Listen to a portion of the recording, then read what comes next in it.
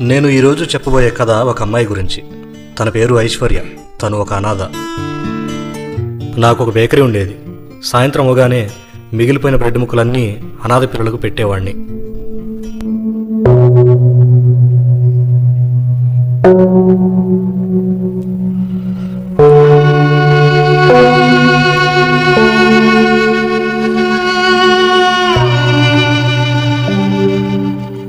అందరూ పెద్ద పెద్ద ముక్కలు తీసుకెళ్ళిపోయారు.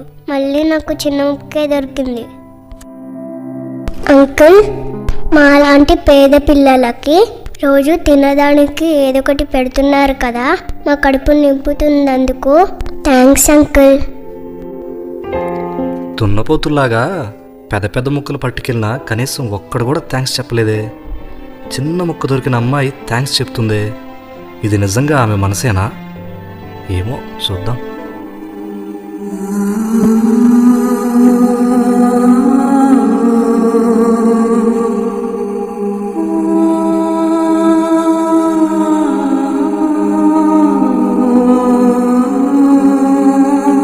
Uncle, thank you uncle.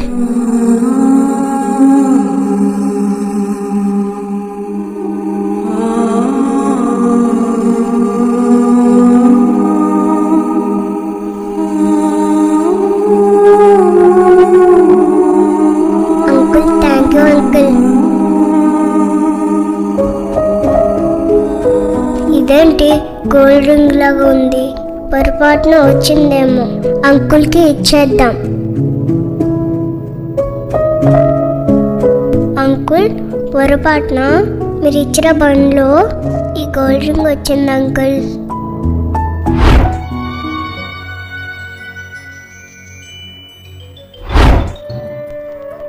అమ్మా, అది నీకు పొరపాటున దొరకలేదమ్మా. ఆ బంగారు పుంగరాన్ని నేనే ఆ రొట్టె ముక్కలో పెట్టాను. నీ ఉద్దేశం ఏమిటో, నీ వ్యక్తిత్వం ఏమిటో, నీ బుద్ధి ఏమిటో చూద్దామని ఆ చిన్న రొట్టె ముక్కలో ఆ ఉంగరాన్ని నేనే పెట్టాను. పేదదానివి, ఆకలితో ఉన్నదానివి. ఆ బంగారు పుంగరం నీకెంతో అవసరం. అయినప్పటికీ తిరిగి వచ్చి నీవు రుణపడిన హృదయాన్ని చూపించావు. నమ్మకంగా ఆ బంగారు పుంగరాన్ని నువ్వు నాకు తిరిగి తీసుకొచ్చి ఇచ్చేసావు. అమ్మా, నువ్వు ఆర్థికంగా పేదదానివే కానీ బుద్ధిలో పేదదానివి కాదమ్మా. ఇక నుంచి నువ్వు ఆ అనాథలతో ఉండవలసిన అవసరం లేదమ్మా. నిన్ను నా కూతురుగా అంగీకరిస్తున్నాను.